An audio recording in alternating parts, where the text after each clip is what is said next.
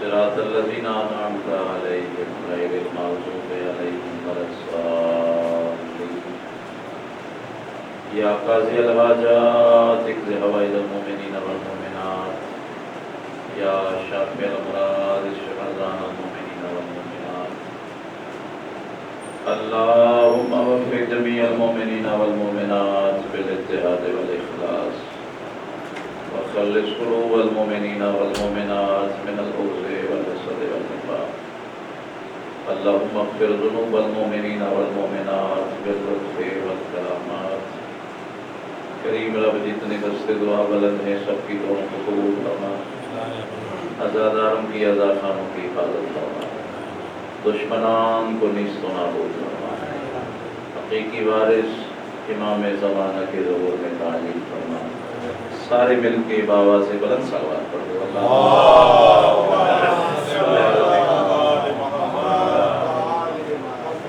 اعوذ باللہ من الشیطان الرجیم بسم اللہ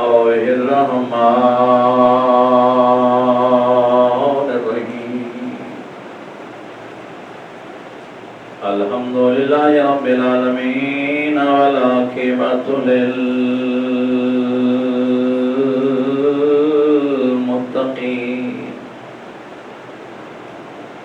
والصلاة والسلام على رسوله الكريم أبي القاسم محمد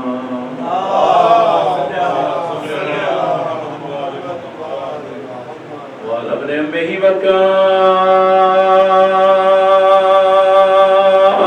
وكاشف ذنبه علي بن أبي طالب أمير المؤمنين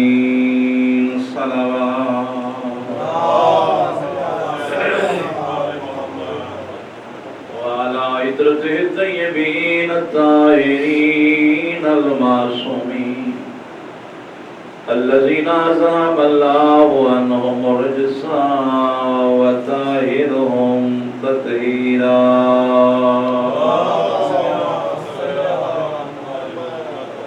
لعنة الله على أعدائهم أجمعين من يوم عداوتهم إلى يوم أما بعد بسم الله الرحمن الرحيم ومما رزقناهم ينفقون صلوات پڑھو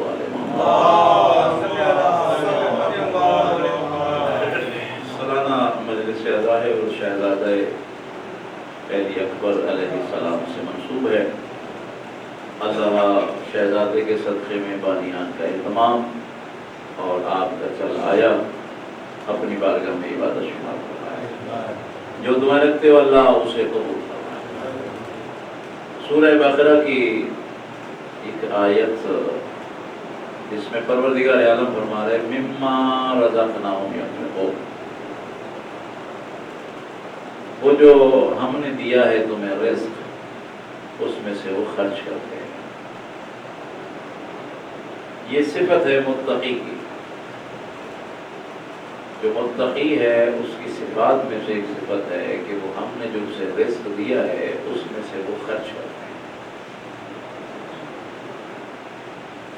اب جب خرچ کرتے ہیں تو اللہ کا اعلان ہے کہ هل جزاء الاحسان الا الاحسان ہم کسی کا بدلہ نہیں لیتے احسان کا بدلہ احسان نہیں ہے لیکن وہ رب چونکہ کریم ہے مالک جو تیرے راستے میں خرچ کرتا ہے تو اسے کتنا دیتا ہے مختلف مقامات پر پروردگار فرماتے ہیں کہیں کہتا ہے کہ بغیر حساب شمار ہی نہیں کر سکتے میں اتنا دیتا ہوں تمہارے تصور سے زیادہ دیتا ہوں پھر اسی سورہ بقرہ میں تھوڑی سی وضاحت کرتا ہے پروردگار عالم ایک گندم کے دانے کی مثال دیتا ہے اہل علم آپ بیٹھے ہیں وہ عجیب لمحہ فکریہ ہے خدا نے ایک دانے کی مثال دی گندم کے دانے جب آپ ایک گندم کا دانہ زمین میں دباتے ہیں اللہ فرما رہے ہیں کہ ہم اسے اگاتے ہیں اب آپ اندازہ لگائیے تھوڑا ایک فیصلہ کرنا ہے ہم نے ایک کام اللہ نے ہمارے ذمہ رکھا اللہ محمد و آل محمد. پھر بھی بابا سے بلند صلوات پڑھ دو. محمد و آل محمد. اس میں لگے گا. اللہ ہمارے بھائی فروز صاحب کو اللہ صحت عطا فرمائے اور دیگر بھی جتنے مریض ہیں مالک سب کو شفا عطا فرمائے. صلوات پڑھ دو آل محمد کی توجہ فرمائیے گا. مما رزقناہم ينفقون، وہ ہم نے جو رزق دیا ہے اس میں سے وہ خرچ کرتے ہیں. تو لالچی انسان کیا پیدا ہوتا ہے؟ پروردگار فرماتا ہے کہ جب ایک شخص گندم کا ایک دانہ زمین میں دباتا ہے، اللہ فرما رہا ہے کہ ہم اسے اگاتے ہیں. زمین میں گندم کا دانہ، آپ کی توجہ میں جانے والے گندم کا دانہ زمین میں دباتے ہیں حیدر بھائی، پھر اللہ کہہ رہے ہیں ہم اسے اگاتے ہیں. اس کا مطلب ہے کہ ایک کام اللہ نے ہمارے ذمہ رکھا ہے، تم اس دانے کو زمین میں دفن کر دو.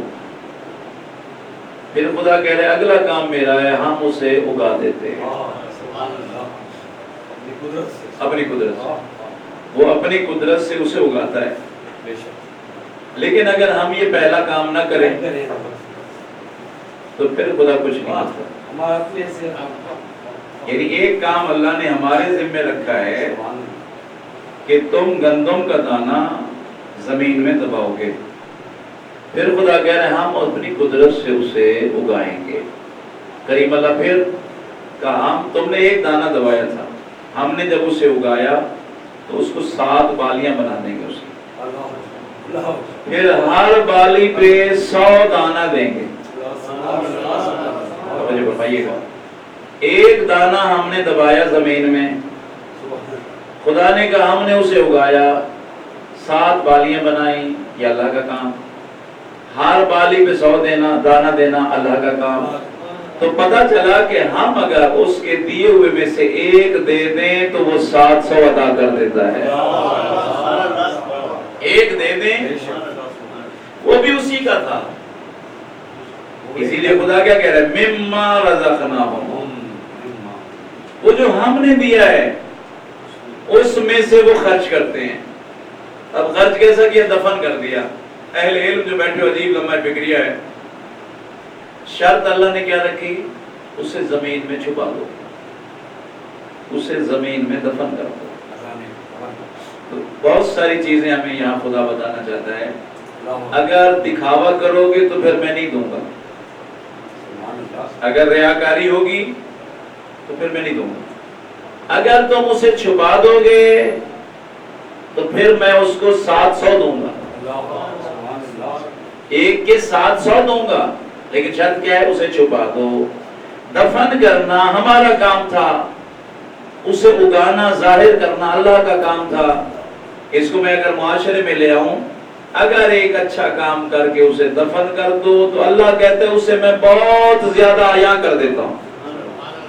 زمانہ پھر تمہارے کام کی مثالیں دیتا ہے، زمانہ تمہارے کام کی مثال دے گا. مثلا ہم ایک چھوٹی سی مثال لے لیتے ہیں. حضرت ابراہیم علیہ السلام نے اور حضرت اسماعیل علیہ السلام نے مل کے بیت اللہ بنایا. بیت اللہ بنا دیا. اس کے بعد دستے دعا بلند کر کے فرمایا پروردگار اس ہماری کاوش کو قبول فرما. یہ اتنا کام حضرت ابراہیم علیہ السلام کا تھا کہ مالک جو ہم نے کیا ہے تیرا حکم تھا، تیرے حکم کے تھا، ہم اسے قبول کر لے. اب مالک نے اسے قبول کیا، اتنا کر دیا کہ آج ہر بندے کی کوشش ہے کہ میں بیت اللہ کی طرف چلا جاؤں. پھر جو شخص نماز ادا کرنا چاہتا ہے تو وہ بھی بیت اللہ کی طرف جب تک رخ نہیں کرے گا اس کی نماز اللہ قبول ہی نہیں کرتا. اگر ہم یہ سوچیں کہ اللہ بیت اللہ میں ہے تو ہم اسلام سے خارج ہیں، اس لیے کہ اللہ محدود نہیں ہے، اللہ لا محدود ہے. اگر اسے محدود کر دیا جائے تو اللہ نہیں ہے، کیونکہ خدا یہ کہتا ہے کہ میں ہر جگہ ہوں. احاطہ ہی نہیں ہے. اگر احاطہ ہو گیا تو پھر اللہ ہی نہیں ہے. آپ نے اپنا عقیدہ توحید یہ رکھنا ہے کہ اللہ کو محدود نہیں کر سکتے. اللہ کو محدود کر دو گے تو اسلام سے خارج. تو اللہ لا محدود ہے، وہ ایک جگہ معین نہیں ہے. لیکن اس نے حکم دیا جب نماز کے لیے کھڑے ہونا تو بیت اللہ کی طرف رخ کرنا.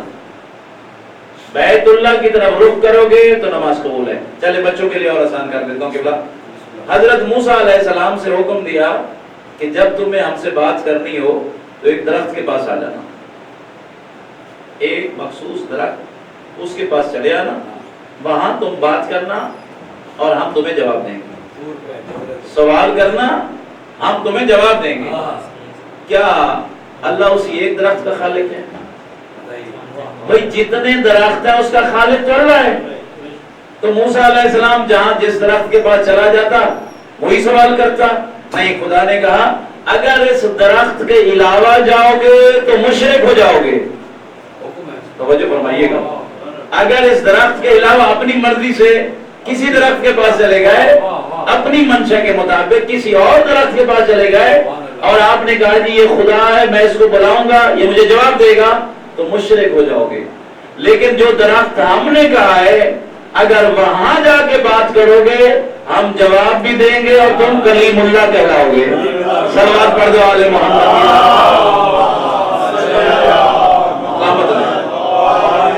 بات سمجھ میں آ رہی ہے؟ یعنی شرط یہ ہے جو ہم کہیں، جو اللہ کا حکم ہے کہ یہ درخت ہے اس کے پاس چلے جاؤ، یہاں جا کے بات کرو. درخت کے پاس بھیجا، مخصوص درخت کے پاس. اس کا مطلب ہے خدا ہمیں بتانا یہ چاہتا ہے. جبھی تو میرے امام نے اس کی وضاحت فرمائی. امام جعفر صادق علیہ السلام کا کیا گیا، مولا سے سائل نے پوچھا کہ مولا یہ بتائیے کہ عبادت کی تعریف کیا ہے آپ کے نزدیک؟ فرمایا عبادت کی تعریف یہ ہے کہ اللہ کے حکم کو تسلیم کر لینا. جو اللہ کے حکم کو مان لے وہ عبادت ہے. جو اپنی منشا شامل کرے وہ ٹھیک نہیں ہے. جو اللہ کے حکم کو تسلیم کر لے اسے مان لے. اگر ابلیس اللہ کے حکم کو مان لیتا تو لعنتی نہ ہوتا، کیونکہ عادت بن چکی تھی. عبادت تو کرتا تھا مگر اتنا عادی ہو چکا تھا، اس نے کہا نہیں میں اسے نہیں چھوڑ سکتا، اس کے سامنے سجدہ ریز نہیں ہو سکتا. اسے پتہ نہیں تھا کہ عبادت کی تعریف یہ ہے جو خدا کہے وہ کرو، جس سے خدا روکے اس سے رک جاؤ، اس سے منع ہو جاؤ. اب موسیٰ علیہ السلام اس درخت کے پاس جاتے ہیں، وہاں جا کے سوال کرتے ہیں، وہاں سے جواب آتا ہے اور سارا زمانہ اسے کہتا ہے کلیم اللہ. موسیٰ کلیم اللہ. کلیم کی معنی کیا ہے؟ ہمیشہ کلام کرنے والا، ہمیشہ کی اللہ سے ہمیشہ جو کلام کرے وہ کلیم کہلاتا ہے. اب عجیب زمانے کا میں اپنے جوانوں کو ایک تحفہ جملہ دے دیتا ہوں. اگر موسیٰ علیہ السلام درخت کے پاس جا کے بات کرے تو اسے مشرک نہیں کہتے، اسے کہتے ہیں کلیم اللہ. آج تک کسی نے کہا ہے کیا یہ درخت اللہ ہے؟ اگر اسے اللہ مان لیا جائے تو اسلام سے خارج. تو پتہ چلا اللہ بتانا چاہتا ہے میں بغیر وسیلے کے نہیں ملتا. میرے اور موسیٰ علیہ السلام کے درمیان میں درخت وسیلہ ہے. یعنی مسلمان کا عجیب عقیدہ ہے. موسیٰ علیہ السلام درخت کے سامنے بات کرے، توسل قرار دے تو کلیم اللہ کہلاتا ہے. ہم اگر علی کو واسطہ قرار دیں تو مشرک کہلاتے ہیں. کہ ہم نے شرک کر دیا. پھر آسان کر دیتا ہوں بات. موسیٰ کلیم اللہ ہے. کلیم اللہ جو اللہ سے کلام کرے وہ کلیم اللہ کہلاتا ہے، اور جس زبان سے اللہ کلام کرے وہ لسان اللہ کہلاتی ہے. کسی پیغمبر کی زبان لسان اللہ نہیں ہے. موسیٰ علیہ السلام کلیم اللہ ضرور ہے مگر لسان اللہ نہیں ہے. جب لسان اللہ ہونا اور بات ہے، کلیم اللہ ہونا اور بات ہے. اب اللہ تعالیٰ نے حضرت ابراہیم علیہ السلام سے جب یہ گھر بنوایا تو اس کو اتنا سامنے لے آیا کہ زمانے سے کہا اگر تم حج بیت اللہ کرنا چاہتے ہو تو یہیں آؤ گے، نماز پڑھو گے تو اسی کی طرف رخ کرو گے.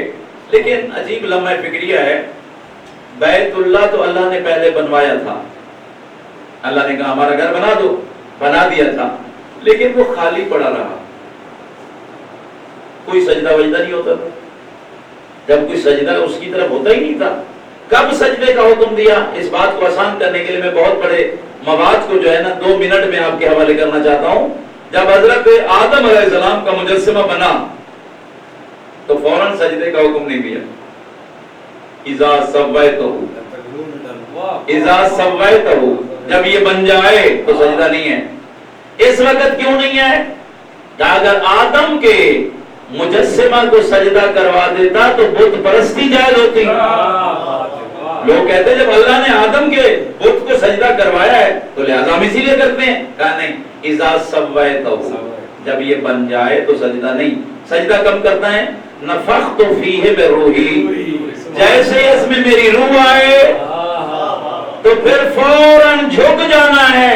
بس یاد رکھنا ابراہیم و اسماعیل علیہ السلام نے خانہ کعبہ تو بہت پہلے بنا لیا تھا مگر سجدے کا حکم نہیں دیا.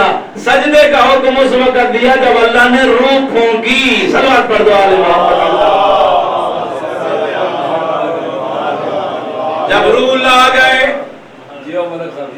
اب جو ہے یہ تمہارے لیے بیت اللہ ہے، اس کو سجدہ کرنا ہے.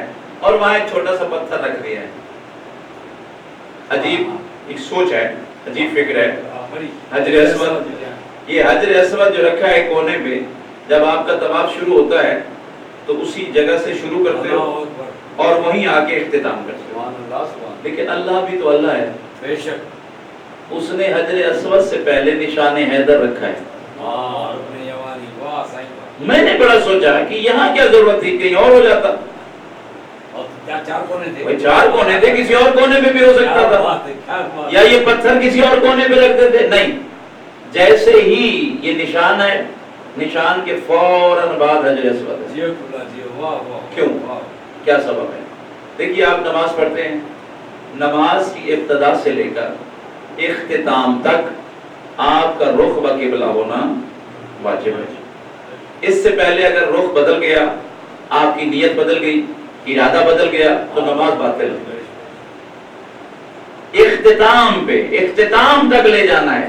تو یہ طواف کا جو چکر کا جو آخری اختتام ہے وہ ہے حجر اسود پہ. اب حجر اسود پہ جب اختتام ہوگا تو لکھا جائے گا نامہ اعمال میں اس نے ایک چکر لگایا. اختتام ہے. اگر اس سے پہلے خراب ہو گیا تو وہ چکر نہیں ہے، پھر دوبارہ لگاؤ. تو یوں 7 چکر لگاؤ تو ایک طواف کہلاتا ہے. اب اختتام وہی ہونا ہے، کیونکہ گنتی جب ہی ہوگی کہ میرے 7 چکر ہو گئے، وہیں سے شروع وہیں پہ اختتام. اس سے پہلے نشان حیدر. اب یہ نشان حیدر کیوں رکھا؟ کہا جیسے یہ نشان حیدر پہ نگاہ پڑے گی تو اب خدا دیکھنا چاہتا ہے کہ یہ اس کی حالت بدلتی ہے یا نہیں بدلتی، اس کے چہرے کی رنگت بدلتی ہے یا نہیں بدلتی. اور آسان کر دوں، اس نے کھینچنی ہے تصویر، حجر اسود نے کھینچنی ہے تصویر. کیمرہ مین بھی بار بار کہتا ہے بھائی اپنا رخ ذرا ٹھیک رکھنا، اپنا چہرہ ذرا ٹھیک رکھنا. اب اگر گڑبڑ ہو جائے اور فوٹوگرافر سے لڑائی شروع ہو جائے تو ہمارا فوٹو کیسے آیا؟ حیدر بھائی کا تو بہت اچھا آیا، ہمارا کیوں خراب آیا؟ کہا بابا جیسی شکل ہوگی ویسی تصویر ہوگی، جیسی شکل جیسی صورت ویسی تصویر. اب حجر اسود کھینچتا ہے تصویر، اس سے پہلے رکھا نشان حیدر. اللہ بھی تو جانتا تھا یہاں علی کا نام نہیں لینے دیں گے، ہم نشان حیدر رکھ دیتے ہیں. اب وہاں نشان جیسے ہی چہرہ بدلا ادھر کھینچی تصویر. اب کیسی تصویر ہوگی؟ میرے چوتھے امام زین العابدین علیہ السلام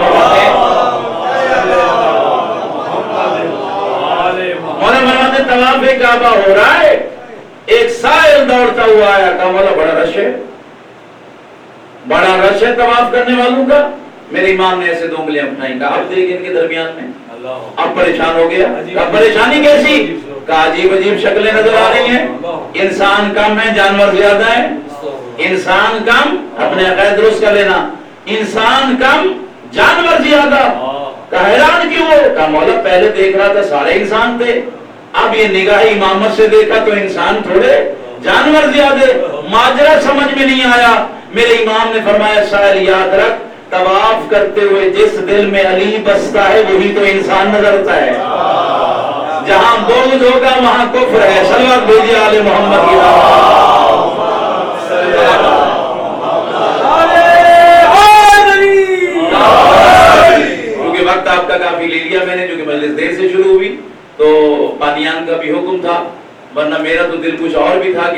پڑھتے، لیکن اللہ عبادت کو قبول کرے۔ تو ہمیں یہ دیکھنا ہے کہ ہمارے دل میں علی بستا ہے۔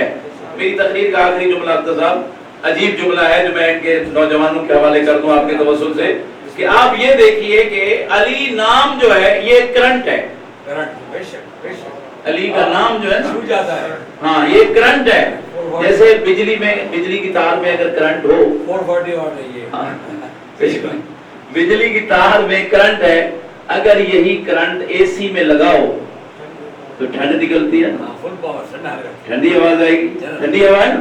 لیکن اگر یہی تار، یہی کرنٹ ہیٹر میں لگاؤ تو گرم ہوا آتی ہے، ہیٹر سے گرم ہوا آتی ہے، اے سی سے ٹھنڈی ہوا آتی ہے۔ بس یاد رکھنا علی ایسا کرنٹ ہے، حلال زیادہ سنے تو خوش ہو جاتا ہے، حرامی سنے تو بگڑ جاتا ہے۔ صلوات پڑھو آل محمد کی طرف۔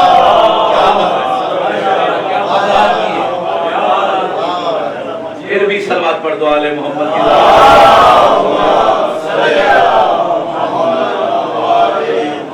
مما رزقناہم ينفقون، تو میں سے بہترین انسان وہ ہے جو ہمارے دیے ہوئے رزق میں سے خرچ کرتا ہے۔ جو اس کا دیا ہوا رزق ہے اس میں سے اگر خرچ کرتا ہے تو اللہ کہتا ہے کہ ہم اسے بہت زیادہ عطا کرتے ہیں، اور جو تم شمار بھی اسے نہیں کر سکتے۔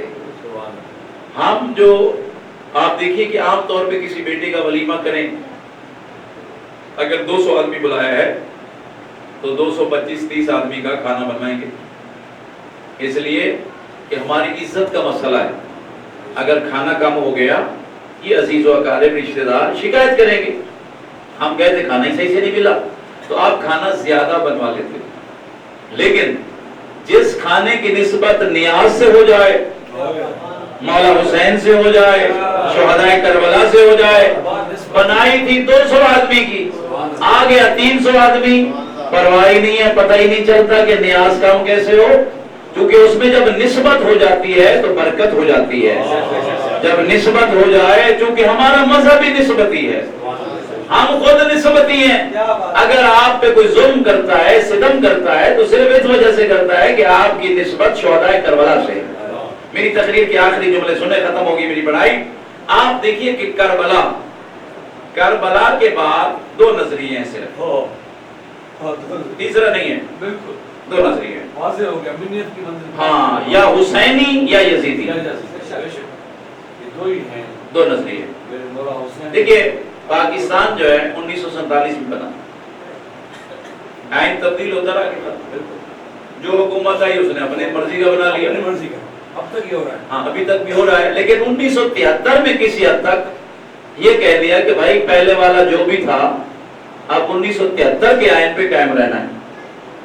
تھوڑی بہت ہی چینجنگ کر دیتے ہیں، لیکن 1973 کا آئین ہاں یاد دلاتے ہیں وہ 1973۔ لیکن آج تک کسی نے نہیں کہا کہ 1947 کا کیا آئین تھا اس وقت۔ اس کا مطلب ہے چینجنگ ہوتی رہی اور اتفاق ہو گیا 1973 پہ کہ جو ابھی ہم آئین بنا رہے ہیں اس پہ ہم آئندہ عمل کریں گے۔ یہ مثال میں نے بچوں کے لیے دی ہے، میرے بزرگ تو مجھے دعا دیں گے۔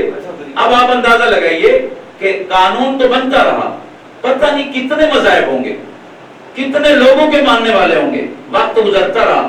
جب کربلا آئی تو کربلا میں سارے نظریے ختم ہو گئے، تو مولا حسین نے یہ واضح کر دیا کہ آج کے بعد یا حسینی نظریہ ہوگا یا یزیدی نظریہ ہوگا، 2 ہی راستے ہوں گے۔ اس کو قرآن نے کیا کہا؟ وَتُعِزُّ مَن تَشَاءُ وَتُذِلُّ مَن تَشَاءُ، ایک عزت کا راستہ ہے، ایک ذلت کا راستہ ہے۔ اب یہاں آپ کی مرضی ہے کون سا راستہ اپنانا چاہتے ہو، عزت کا راستہ یا ذلت کا راستہ۔ اب ہم نے جو نظریہ اپنایا ہے، ہمارا نظریہ حسینی نظریہ ہے، ہمارا نظریہ مولا حسین کا نظریہ ہے، آج بھی قائم ہے انشاءاللہ، آج بھی زیادہ ہے۔ تو ظاہر ہے اس کو میں اگر بچوں کے لیے مثال دوں تو حلالی کم پیدا ہوتے ہیں، حرامی پیدا زیادہ ہوتے ہیں، مگر برکت نہیں ہوتی، تو کبھی بھی ختم نہیں ہوتا، حلال ختم نہیں ہوتا، جی بے شک۔ تو اب اس میں آپ دیکھیے کہ حسینی نظریہ یا یزیدی نظریہ، حسینی نظریہ یا یزیدی نظریہ۔ اب ہمیں اختیار ہے یہاں پہ، لا اکراہ، جبر نہیں ہے، آپ کی مرضی حسینی ہو جاؤ، آپ کی مرضی یزیدی ہو جاؤ، جس نظریے کے جس راستے پہ چلو گے وہی راستہ ملے گا۔ نمرود کا راستہ بھی ہے، حضرت ابراہیم کا راستہ بھی ہے، موسیٰ علیہ السلام کا راستہ بھی ہے، فرعون کا راستہ بھی ہے، ادھر اس وقت آکے یزید کا راستہ بھی ہے، مولا حسین کا راستہ بھی ہے۔ اب ہمیں اختیار ہے کہ ہم کون سا راستہ اپناتے ہیں۔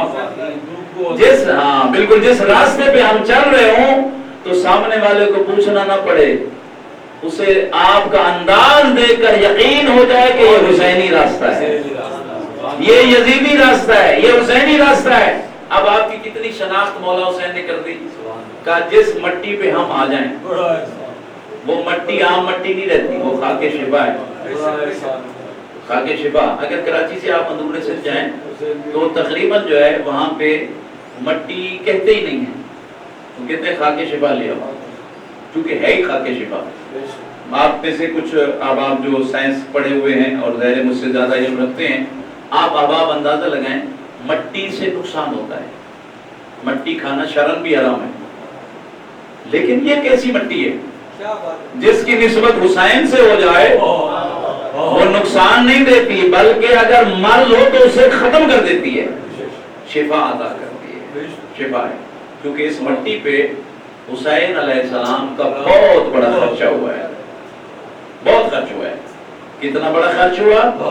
اس مٹی میں علی اکبر کا خون ہے۔ اللہ اکبر، اللہ اکبر۔ چونکہ مجلس مخصوص ہے، میں بہت زیادہ آپ کا وقت لے گیا، فضائل میں آپ کی مرضی تھی، مسائل میں ضرور گریا کیا،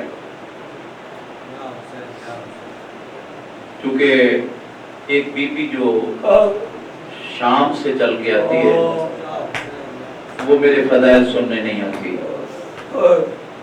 وہ اس انتظار میں ہوتی ہے کہ گریا کب بلند ہوگا۔ اللہ اکبر، گریا کب بلند ہوگا۔ جب آپ کا گریا بلند ہوتا ہے تو مجھے یقین ہے کہ پردے کے اندر میری مائیں بہنیں بیٹھی ہیں، ان کے درمیان میں ثانی زہرا بھی موجود ہے۔ جب آپ مومنین مومنات کا گریا بلند ہوتا ہے تو 4 سال کی حسین کی یتیمہ پھپھی کے گلے میں بہیں ڈال کے فرماتی ہیں، اماں یہ رونے والے ہمارے کیا لگتے ہیں؟ سیدہ فرماتی ہیں، میرا لال یہ ہمارے عزادار ہیں، ہمارے شیعہ ہیں، ہمارے محب ہیں، یہ ہماری مصیبت برداشت نہیں کر پا رہے۔ اس وقت بی بی رو کے فرماتی ہیں، اماں کربلا میں ہوتے میرا اکبر تو نہ مارا جاتا۔ اللہ اکبر، اللہ اکبر۔ بہت خوبصورت تھا شہزادہ اکبر۔ مانی مجلس کا حکم ہوتا ہے کسی حد تک وضاحت سے پڑھا کریں، آپ کی بھی محبت ہے۔ اللہ شہزادے کے صدقے میں میرے جوانوں کی زندگی سلامت رکھے، میرے جتنے بزرگ تشریف فرما ہیں اللہ انہیں کسی جوان کی موت کی خبر نہ دے۔ ماتمی عزادارو، ہم شکل پیغمبر، ہم شکل پیغمبر، اللہ نے بیٹا دیا علی اکبر جیسا۔ روایات ملتا ہے کہ بہن بھائی بیٹھ جاتے، شہزادے سے فرماتے اکبر ذرا چل کے دکھاؤ، اکبر ذرا بول کے دکھاؤ۔ رونے والوں جیسے شہزادہ چلتا بہن کے کندھے پہ ہاتھ رکھ کے فرماتے تھے نانا ایسے چلتے تھے۔ اللہ اکبر، روتے بھی جاؤ دعائیں بھی مانگتے جاؤ، نانا ایسے چلتے تھے، نانا ایسے بولا کرتے تھے۔ نانے کا انداز گفتگو یہی تھا، انتظار نہیں کر رہا ہوں۔ او جوانوں، ماتمی اور عزادارو، بڑی محبت تھی مولا حسین کو شہزادہ علی اکبر سے۔ میں نے جو تاریخ میں پڑھا اتنی بابا سے محبت تھی علی اکبر کو، اتنی حسین کو محبت تھی علی اکبر سے کہ شہزادہ جب سو رہا ہوتا تھا تو رات کو اٹھ کے اکبر کا چہرہ دیکھا کرتے تھے، رات کو اٹھ کے شہزادے کو چوما کرتے تھے، شہزادے کو محبت میں اٹھ جاتے تھے، شہزادے کو دیکھا کرتے تھے۔ جوان تمہاری جوانی سلامت رہے، دودھ پھیلا کے بیٹھیے گا قبولیت دعا کے لمحات ہیں۔ اتنی محبت تھی، اتنی محبت تھی، میں اس سے زیادہ کیا پڑھوں، اتنی محبت تھی۔ مجھے انصاف سے بتاؤ، جو رات کو اٹھ کے دیکھا کرتے تھے، بوسے دیا کرتے تھے، اس باپ نے کیسے برداشت کیا ہوگا جب شہزادے نے آ کے کہا بابا موت کی اجازت دو۔ اللہ، میں نے پڑھ دیا، آپ نے سن لیا، موت کی اجازت۔ جیسے لفظ آیا نا موت موت، علماء فرماتے ہیں حسین خاموش ہو گئے، سب تتاری ہو گئے، سر سے لے کر پاؤں تک دیکھتے رہے دیکھتے رہے دیکھتے رہے۔ شہزادہ فرماتے بابا بولتے کیوں نہیں؟ میرے امام فرماتے ہیں اکبر کاش آج تو میری جگہ ہوتا اور میں تیری جگہ ہوتا۔ اکبر اکبر ہم سے پہلے ہمارے جد حضرت ابراہیم نے اسماعیل کے گلے میں چھری رکھی تھی، وہ نشان ماں نے دیکھا تھا، بے ہوش ہو گئی تھی۔ اللہ اکبر۔ شہزادہ بابا کیا ہم حق پہ ہیں؟ ہاں ہم حق پہ ہیں۔ بابا تو پھر کیا فرق ہے اس میں موت ہم پہ آ پڑے یا ہم موت پہ جا پڑے؟ جاؤ میرا لال، میں اللہ کی رضا پہ راضی ہوں، لیکن میرا لال پہلے جاؤ اس ماں سے اجازت لو جسے زندگی گزر گئی، اس انتظار میں کبھی اکبر بھی مجھے ماں کہہ کے بلائے گا؟ اور جوانوں ماتمیوں انتظار نہیں کراؤ۔ شہزادہ چلا، ماں لیلا کے در خیمہ پہ آیا، دونوں ہاتھ پیشانی پہ رکھ کے فرماتے ہیں اماں اکبر کا سلام۔ جیسے جو قرآن پڑھ رہی تھی اٹھی، میرا لال کس نے کہا میں تیری ماں ہوں؟ اماں میں جانتا ہوں، پھپھی زینب تو میری پالنے والی ماں ہے۔ اللہ اکبر، تو میری حقیقی ماں ہے، اماں میں جانتا ہوں۔ اماں آج سوالی بن کے آیا ہوں، میں بڑے آرام سے پڑھنے کا آدمی، میرے مزاج سے آواز سے میں اماں آج کچھ مانگنے آیا ہوں، اماں اس امید سے آیا ہوں مجھے خالی نہیں لوٹاؤ گی۔ اماں میں بابا سے بھی اجازت لے آیا ہوں، اماں مجھے موت کی اجازت دو۔ مجھے انصاف سے بتاؤ، جو جوان بیٹا زندگی کا پہلا اور آخری سوال موت کا ہو۔ میں نے روایت میرا پڑھا کہ بلا عبدالزاب آیت اللہ مشکینی فرماتے ہیں کہ فرشتوں سے پیغمبر نے پوچھا فرشتوں زیادہ کب روتے ہو؟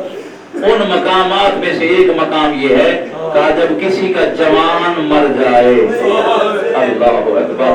جب ماں باپ کا گریہ بلند ہوتا ہے تو ہم خاموش نہیں رہ سکتے۔ اولاد والوں اکبر جیسا بیٹا، اماں کڑیل جوان، اماں فقیر بن کے آیا ہوں، اماں کچھ مانگنے آیا ہوں، اس امید سے آیا ہوں بابا نے خالی نہیں لوٹایا، آپ بھی خالی نہیں لوٹائیں گے۔ ماں جو تھی، یہ میرا جملہ میری مائیں بہنیں سمجھیں گی، آپ بھی صاحبان اولاد جو بیٹھے ہو، ماں جو تھی رو کے فرماتی اکبر میں روکتی نہیں ہوں، میرے سردار نے جو اجازت دے دی ہے میں روک نہیں سکتی، حیدر بھی اللہ آپ کی عبادت قبول کرے، روکتی نہیں ہوں لیکن ایک ماں کی خواہش پوری کر دے۔ اماں حکم فرمایا اپنا سر میری گود میں رکھ لو۔ اماں گود میں تو سر بچے رکھتے ہیں، میں تو 18 سال کا جوان ہوں، میرا لال جوان ہے تو زینب کے لیے ہے، میرے لیے تو ایسے جیسے آج پیدا ہوا ہے۔ اماں اب اجازت ہے میں جاؤں؟ کہ ماں کی ایک اور حسرت پوری کر دے۔ اماں حکم فرمایا میں چاہتی ہوں تجھے موت کا دلہا بنا کے بھیجوں۔ وہ ماتمی ازادارو انتظار نہیں کراؤں، لباس پہنایا، تمام بیویوں کو اکٹھا کر کے لباس پہنایا، حسین در خیمہ پہ دیکھتے رہے۔ ثانی زہرا فرماتی ہیں حسین اندر آ جاؤ، لباس ہم نے پہنایا ہے، امامہ آپ بندوا دو۔ رونے والوں امامہ بندواتے رہے، ہر لڑ پہ پڑھتے رہے اِنَّا لِلَّهِ وَإِنَّا إِلَيْهِ رَاجِعُونَ۔ ماسمی جو بیٹھے ہو، زادار جو بیٹھے ہو، پہلا کے بیٹھنا، اِنَّا لِلَّهِ وَإِنَّا إِلَيْهِ رَاجِعُونَ۔ انتظار نہیں کرنا، امامہ مکمل ہوا۔ اللہ جانے بوڑھے باپ نے جوان کو گھوڑے پہ کیسے سوار کرایا، گھوڑے پہ سوار ہوئے جو بہنوں بیٹیوں والے بیٹھے ہو، حالت کیا ہے جیسے جو اکبر کا گھوڑا خیمے میں چلا، حالت کیا ہے کوئی بی بی اکبر کے ہاتھ چوم رہی ہے، کوئی بی بی پیر چوم رہی ہے، 4 سالہ سکینہ قد چھوٹا ہے، مدینے کی طرف دیکھ کے فرماتی ہے سمرا انتظار ختم کر، اکبر مرنے جا رہا۔ سغرا انتظار نہ کرنا، آخری جملے سنو، زندگی کا پتہ نہیں ہے، اکبر مرنے جا رہا ہے، انتظار نہ کرنا۔ اور جوانوں ماتمیوں چلے علی اکبر، پھر حسین نے بلایا ہو سکتا ہے کسی کا بیٹا بھائی مسافر ہو، نوکری کے لیے جا رہا ہے دوسرے شہر دوسرے ملک، کئی مرتبہ کہتے ہیں باپ کو ایک دفعہ پھر مل لو، ماں سے مل لو، بھائی سے مل لو، اور ماتمی ازادارو پتہ ہوتا ہے نوکری کے لیے جا رہا ہے، مسافر ہے، سال بعد آ جائے گا، 2 سال بعد آ جائے گا، لیکن مجھے انصاف سے بتاؤ جس باپ کو پتا ہو واپس نہیں آئے گا، جس ماں کو پتا ہو واپس نہیں آئے گا، جس بہن کو پتا ہو واپس نہیں آئے گا، اللہ جانے اس باپ کی کیا حالت ہوگی، اللہ جانے اس ماں کی کیا حالت ہوگی، اللہ جانے اس بہن کی کیا حالت ہوگی۔ رونے والوں اکبر چلے، حسین نے بلایا، پھر گائے، پھر بلایا، علماء فرماتے 26 مرتبہ حسین بلاتے رہے، اکبر آتے رہے، لوگ کے فرماتے بابا ماں کے زخمی پہلو کا واسطہ اللہ کے نام پہ اب مجھے نہیں بلاؤ گے، میرے امام فرماتے ہیں جاؤ میرا لال میری گزر جائے گی، اب میں نہیں بلاؤں گا، ماتمی ازادار اکبر چلے، حسین نے تو آواز نہیں دی، فضا فرماتی ہے میرا لال ایک مرتبہ رک جا، اما خیریت ہے، فرمایا واپس نہیں بلاتی ذرا مڑ کے دیکھ، اور جوانوں اکبر نے دیکھا حسین کی حالت کا ہے، زمین پہ بیٹھتے بھی ہے اٹھتے بھی ہے، فرماتے غریب سمجھ کے ملتا جا، 2 جملوں کی عبادت ہے، 2 جملوں کی عبادت ہے، میں راضی، زمانے کا امام راضی ہو جائے، خدا آپ کی عبادت قبول فرمائے، بانیان کا اہتمام قبول فرمائے، اکبر کی جوانی کا واسطہ میرے اللہ سب کی دعاؤں کو قبول کر، میرے حیدر بھائی کی عبادت کو قبول کر، ماتمی ازادارو جتنے جوان بھائیوں کے بھائی بیٹھے ہو، عجیب لمحہ فکریہ تھا، چلا شہزادہ، حسین نے تو آواز نہیں دی، فضا فرماتی ہے میرا لال ایک مرتبہ رک جاؤ، اما خیریت ہے، فرمایا واپس نہیں بلاتی، میں خیمے کا پردہ ہٹاتی ہوں، جوانوں اکبر نے دیکھا فضا نے خیمے کا پردہ ہٹایا، حالت کیا ہے 24 سالہ سجا